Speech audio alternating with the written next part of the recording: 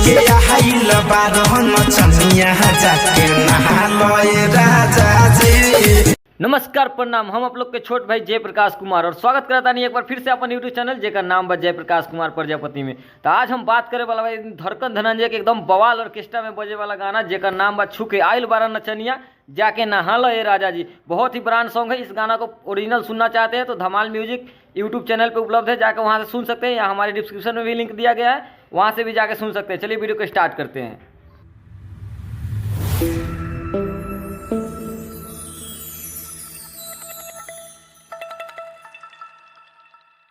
छुके आइल बारहन चनिया जाके नहा लए राजा जी। छुके आइल बारह नचनिया जाके नहा लो ये राजा जी। आप लोग देख सकते हैं गाने का टाइटल कितना ज़बरदस्त है।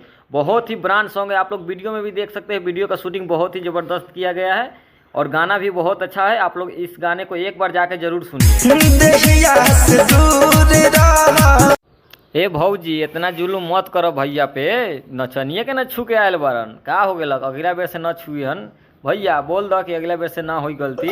बाबू बाबू मेरे को माफ कर दो, मैं तुम्हारे बिना नहीं रह सकता बाबू।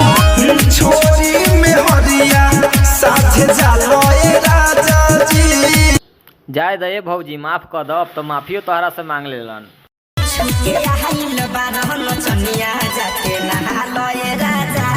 इसी के साथ वीडियो को समाप्त करते हैं। वीडियो कैसा लगा हमारे कमेंट बॉक्स में जरूर बताएं। हमारे चैनल पे नए हैं तो हमारे चैनल को सब्सक्राइब जरूर कर ले।